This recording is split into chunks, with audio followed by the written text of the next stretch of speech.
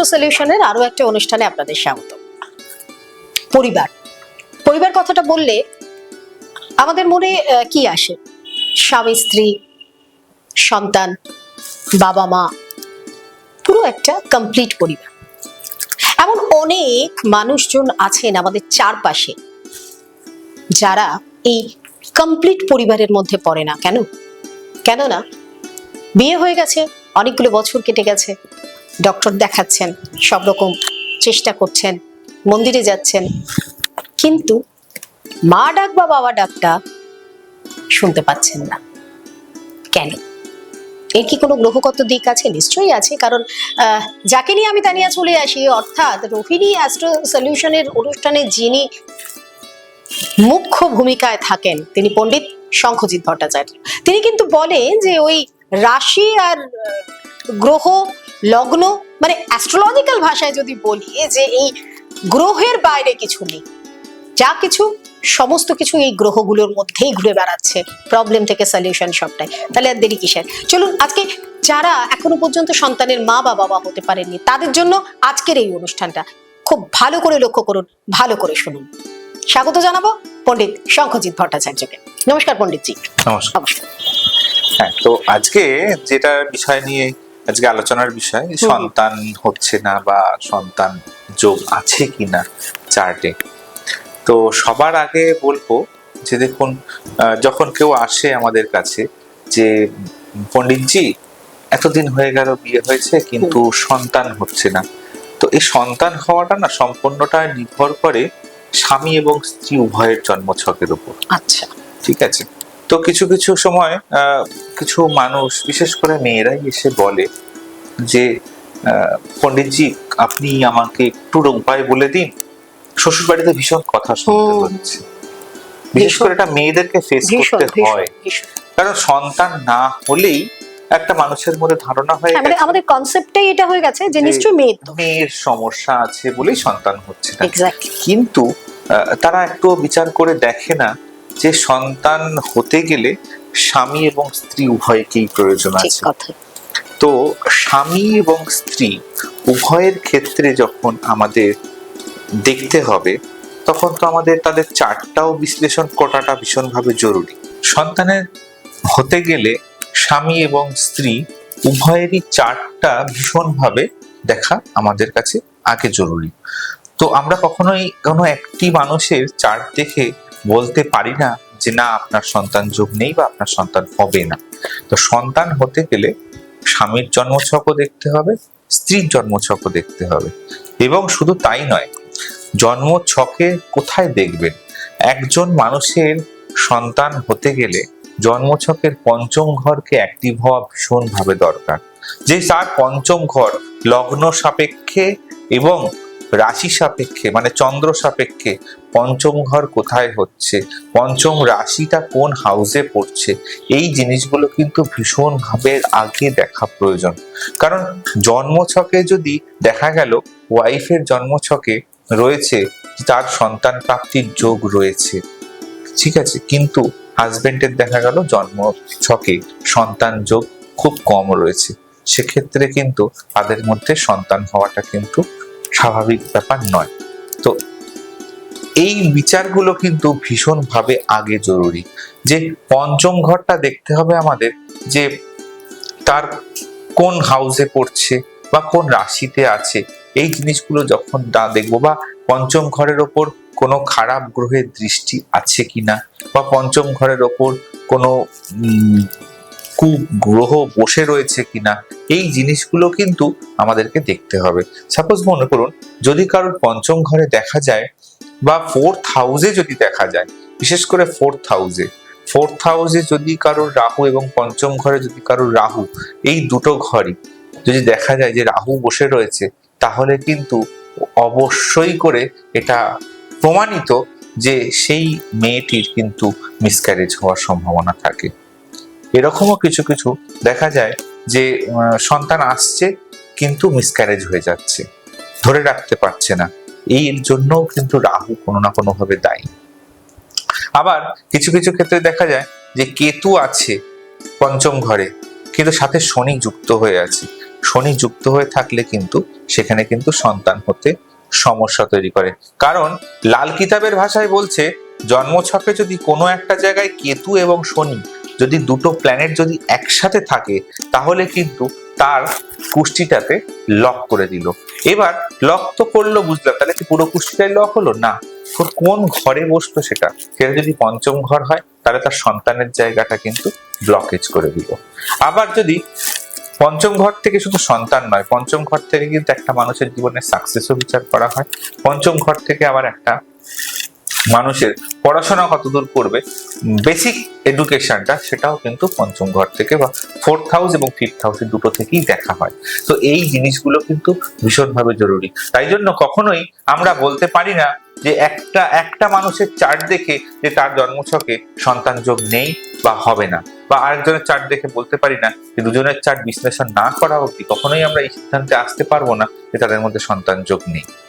এবার কিছু কিছু ক্ষেত্রে দেখা যায় যে কারোর যদি জন্মছকে পঞ্চম ঘরে শনি অবস্থান করছে তাহলেও কিন্তু সন্তান যোগ আছে। শনি থাকা মানেই যে খুব খারাপ হয়ে গেল তা কিন্তু ব্যাপারটা নয়, কিন্তু সেই শনি থাকলে সে সন্তান যখন হবে সে সন্তান রোগগ্রস্ত হবে বা হওয়ার পর থেকে সে ভুগবে। এই সমস্যাগুলো কিন্তু প্রত্যেকটা গ্রহের না আলাদা আলাদা ক্যারেক্টার আছে। সন্তান প্রাপ্তির জন্য প্রত্যেকটা গ্রহের আলাদা আলাদা আলাদা আলাদা ক্যারেক্টার আছে। তো পঞ্চম ঘরটাকে মেন হিসাবে ধরা হয়েছে যে সেই পঞ্চম ঘরের মধ্যে যে যে প্ল্যানেট থাকবে বা যে প্ল্যানেট বসবে বা যে প্ল্যানেটের ঘর থাকবে ওটা, সেই প্ল্যানেটটাই কিন্তু সন্তান প্রাপ্তিতে সাহায্য করবে। অর্থাৎ তার আগে চার্টে দেখতে হবে সেই প্ল্যানেটটা খারাপ আছে না ভালো আছে। যদি সেই প্ল্যানেটটা খারাপ থাকে তাহলে তার ভালো করার রেমেডি করতে হবে। যদি সেই প্ল্যানেটটা কমজোর থাকে তাহলে তাকে পাওয়ার দিতে হবে। এইভাবে কিন্তু পুঙ্খানুপুঙ্খ বিচার করতে হয়। যতক্ষণ না সঠিকভাবে স্বামী স্ত্রী উভয়ের চার্ট বিশ্লেষণ করা হবে ততক্ষণ পর্যন্ত এই সিদ্ধান্তে বলা যাবে না যে সন্তান হবে না। কিছু কিছু ক্ষেত্রে দেখা যায় যারা আসে তারা বলে যে অমুক অ্যাস্ট্রোলজারের কাছে গেছিলাম, সে বলে দিয়েছে আমার সন্তান যোগ নেই, বা এত পুজো পাঠ করছি তা সত্ত্বেও সন্তান হচ্ছে না। তো এই সবটাই না সাইন্টিফিক ব্যাপার, তো যেরকম একটা আছেই অ্যাস্ট্রোলজিটাও কিন্তু সাইন্টিফিক ব্যাপার। অর্থাৎ প্রত্যেকটা গ্রহের কিন্তু এফেক্ট আমাদের জীবনে আলাদা আলাদা ভাবে পড়ে। তাই কোন গ্রহটা সন্তান হতে দিচ্ছে না বা কোন গ্রহটা সন্তান হতে আটকাচ্ছে এই জিনিসটা কিন্তু ভীষণভাবে ডিপেন্ড করে। পঞ্চম ঘর যেরকম ডিপেন্ড করে সেরকম আর একটা ঘর কিন্তু ভীষণভাবে জরুরি, সেটা হচ্ছে অষ্টম ঘর। অষ্টম ঘর এবং পঞ্চম ঘর যদি কারোর চার্টে অ্যাক্টিভ থাকে তাহলে তার জীবনে সন্তান অবশ্যই হবে এবং ভালো সুসন্তান লাভ করবে সে। কিন্তু কারোর জন্ম চার্টে দেখা গেল পঞ্চম ঘরও খারাপ, অষ্টম ঘরও খারাপ এবং হাজবেন্ড ওয়াইফ দুজনের ক্ষেত্রেই সেম, তাহলে কিন্তু তাদের কিন্তু সন্তান হবে না। এর একটা বিশেষ সূত্র রয়েছে, সেই সূত্রগুলো ফলো করে কিন্তু আমাদের চার্ট বিশ্লেষণ করতে হয়। যতক্ষণ না আমরা পুরো চার্টটা বিশ্লেষণ করব আমরা বলতে পারি না যে সন্তান হবে না। আচ্ছা, তার মানে এটা দাঁড়াচ্ছে পণ্ডিতজি যে চার্ট সবকিছু বলে দিচ্ছে, এটা তো আমরা বুঝে গেলাম। অনেক সময় কি হয় কিন্তু পণ্ডিতজি যে ধরুন যাদের দেখে শুনে বিয়ে হচ্ছে তখন কিন্তু কুণ্ডলী মিলানোর একটা ব্যাপার থাকে, তখন বলে 36 থেকে 36টা গুণ মিলে আছে, তখনও কিন্তু এই সন্তানের যে জায়গাটা সেটা কিন্তু বিচার করা হয় না। এটাও তো একটা ফাঁক থেকে যায়। অবশ্যই, তাই না? 36টা গুণের মধ্যে অ্যাস্ট্রোলজিতে বলা হয় 18টা গুণ মিললেই বিয়ে করা যায়। আচ্ছা, কিন্তু আমাদের সায়েন্টিফিক অ্যাস্ট্রোলজিতে বলা হয় তারও কিছু সূত্র আছে। দেখুন এখন বিভিন্ন রকম অ্যাপস বেরিয়ে গেছে যেখানে না এখন সবাই আমরা সবকিছু জানি, ব্যাপারটা এরকম হয়ে যায়। একদম ঠিক। তো ওই অ্যাপসে গিয়ে দেখলাম ধুর এটার জন্য আবার অ্যাস্ট্রোলজারকে ডাকবো, টাকা দিতে হবে, ভিজিট দিতে হবে বিচার করতে গেলে, কিন্তু ওখানে তো জিনিসটা সঠিকভাবে থাকে না, সেটা সাধারণ মানুষ তো বোঝে কম। তো সেই জিনিসটাকে তাকে বিচার করতে হবে। ঠিক কথা। যে একটা ছেলের জন্ম চার্টে মঙ্গলের পজিশন, শুক্রের পজিশন দেখতে হয়, একটা মেয়ের জন্ম চার্টেও কিন্তু মঙ্গলের পজিশন, শুক্রের পজিশন দেখতে হয়। তো বিশেষ করে ছেলের জন্ম চার্টে শুক্রের পজিশন, মেয়ের জন্ম চার্টে মঙ্গলের পজিশন। তার কারণ কি? তার কারণ হচ্ছে মঙ্গল হচ্ছে পুরুষ গ্রহ, শুক্র হচ্ছে ফিমেল মানে মেয়ে গ্রহ। আচ্ছা, ঠিক আছে, তার মেয়ের জন্ম চার্টে মঙ্গলের পজিশন দেখতে হচ্ছে। আর ছেলের জন্ম চার্টে শুক্রের পজিশন দেখতে হচ্ছে, মানে একটা ছেলের জন্ম চার্ট থেকে আমাদের একটা মেয়ে গ্রহের পজিশন দেখতে হচ্ছে, একটা ছেলের জন্ম চার্ট থেকে একটা মেয়ের জন্ম চার্ট থেকে একটা ছেলে গ্রহের পজিশন দেখতে হচ্ছে। তো দুটো কিন্তু অপোজিট হয়ে যাচ্ছে। এই জিনিসগুলো তো বিচার ওই চার্টের অ্যাপস এর মধ্যে থাকবে না। এক্স্যাক্টলি, এই টেকনিক্যাল জিনিসগুলো তো আর অ্যাপসে আপনি পাবেন না, অ্যাপস বুঝতে পারবে না। ঠিক অ্যাপস ইন জেনারেল যেটা দেখিয়ে দেবে সেটাই। একটা 36টা গুণের মধ্যে 18টা গুণ মিললে 18টা গুণ মিলে গেছে। অনেকে এসে বলে যে অ্যাস্ট্রো সেজ বা বলুন বিভিন্ন রকম যেরকম ধরুন অ্যাপস রয়েছে, যে ওখানে দেখলাম যে এরকম কুষ্টিতে এতগুলো গুণ তো মিলে গেছে, তাহলে আপনি বলছেন যে মিল নেই। সত্যিই তাই, সত্যিই তাই। আমরা জানার থেকে মানে অল্প জেনে সেটাকে ভীষণ বেশি জানি, এইটার মধ্যেই গোলক ধাঁধাতেই কিন্তু আমরা ঘুরতে থাকি। আর যার ফলস্বরূপ কি হয়, পস্তাতে হয় পরবর্তী সময়টাতে। তাই পস্তানোর আগে একটা ছোট্ট ইংলিশ ওয়ার্ড আছে যেটা আমরা আমাদের লাইফে কিন্তু ডেলি অন্যান্য ক্ষেত্রে ইউজ করি, এই ক্ষেত্রে ইউজ করি না, সেটা হচ্ছে প্রিকশন। আগে থেকে সাবধানতা অবলম্বন করা। এটা আগে থেকে যদি আপনারা এই চারটা কোনো প্রপার যিনি অ্যাস্ট্রোলজার তার কাছে যান, দেখুন ওকালতির কোনো প্রবলেম হলে মানে আইনি সমস্যা হলে নিশ্চয়ই আমরা ডক্টর ভিজিট করি না, বা আমরা কিন্তু তখন কোনো রকম অ্যাপসে গিয়ে সেখান থেকে দেখে সেখান থেকে কিন্তু আমরা কোনো রকম বিচারের জায়গায় যাই না। তাহলে শুধুমাত্র নিজেদের লাইফের ক্ষেত্রে এত বড় ডিসিশন আপনি যখন নিতে চাইছেন, আপনি লাইফ পার্টনার চুজ করছেন, অবশ্যই কেন সেই জায়গাটা করছেন না, এই বিষয়গুলো কিন্তু আমাদের ভীষণভাবে ভাবতে হবে। সেই জন্যই তো আমাদের মডার্ন অ্যাস্ট্রোলজিতে বলা হচ্ছে 18টা গুণ নয়, 26টা 27টা গুণ যদি ম্যাচ না হয়, আমরা অন্তত, বিশেষ করে আমি অন্তত বিয়ের অনুমতি বলি না যে এটাতে কুষ্টি ম্যাচ আছে বলে দিয়ে দিন।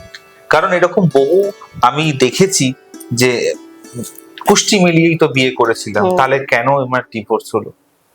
কুষ্টিতে অনেকগুলো জিনিস, ছোট ছোট জিনিস দেখার বিষয় আছে, যেটা কিন্তু আপনারা সাধারণ মানুষ যারা দেখতে পারবেন না বা বুঝবেন না। কিভাবে? কারণ ওইখানে যখনই দেখবেন না যে আপনার জন্ম চার্টটা আপনি একটা অ্যাপসের মাধ্যমে ফেলছেন, ওখানে একটা ইন জেনারেল কুষ্টি দেখাচ্ছে, কিন্তু আপনার চার্টের প্রত্যেকটা গ্রহের কিন্তু আলাদা আলাদা ডিগ্রি থাকে। এক্স্যাক্টলি, এই ডিগ্রিগুলো কিন্তু দেখতে হয়। না না না, এই প্রত্যেকটা গ্রহের যেরকম আলাদা আলাদা ডিগ্রি থাকে, সেরকম প্রত্যেকটা হাউস, মানে 12টা হাউস আর 12টা গ্রহ, 9টা গ্রহ, 12টা রাশি, এই প্রত্যেকটা গ্রহের যেরকম আলাদা ডিগ্রি থাকে, প্রত্যেকটা ঘরেরও কিন্তু ডিগ্রি থাকে। এবার আপনার জন্মছকে যেটা আপনি দেখছেন হয়তো এক্সাক্ট সেটা নাও হতে পারে, হয়তো গ্রহের ডিগ্রিটা কম, হাউসের ডিগ্রিটা বেশি। যদি গ্রহের ডিগ্রি কম থাকে, হাউসের ডিগ্রি বেশি থাকে, তাহলে কিন্তু সেই গ্রহটা হয়তো সেই হাউসের থেকেও আগের হাউসের রেজাল্ট দিচ্ছে। তো এই জিনিসগুলো কিন্তু সায়েন্টিফিক অ্যাস্ট্রোলজিতে বিচার করতে হয়। তাই জন্য সঠিক জিনিসটা, বিচারটা আগে দেখুন, বুঝুন, সায়েন্টিফিক ওয়েতে বুঝে তারপরে কিন্তু আপনারা একটা পদক্ষেপ নিন। কারণ বিয়ে জিনিসটা কিন্তু একদিন বা দুদিনের জিনিস নয়, এটা কিন্তু সারা জীবনের জিনিস। আর বিয়ে না হলে যে সন্তান যে হবে, এটা কিন্তু সাধারণ সমাজে কিন্তু সেটাও কিন্তু এখনকার দিনে হয়তো পসিবল হলেও কিন্তু ম্যাক্সিমাম ক্ষেত্রে এখনো পসিবল নয়। তো সেই জিনিসটাও কিন্তু আপনাদেরকে বিচার করতে হবে, অর্থাৎ করে তবে কিন্তু আপনারা একটা সিদ্ধান্তে পৌঁছবেন। তো এটাই আজকে আমি আপনাদেরকে বলবো যে সন্তান ভাগ্য দেখতে গেলে বা সন্তান হবে কি না দেখতে গেলে চার্টের পঞ্চম ঘর এবং অষ্টম ঘরকে দেখা আগে জরুরি। আর দেখা জরুরি যে আপনাদের দুজনের পুষ্টি ম্যাচিং করে নারী বলে একটা জিনিস থাকে, নারী, সেই নারী জিনিসটা কি আদৌ আপনাদের ম্যাচ ছিল পুষ্টিতে? নারী বলে একটা পয়েন্ট থাকে, সেই নারীতে যদি ম্যাচ থাকে তবেই কিন্তু সন্তান প্রাপ্তি হবে। এটা কিন্তু জানতে হবে, এই জিনিসটা কিন্তু আপনারা মাথায় রাখবেন।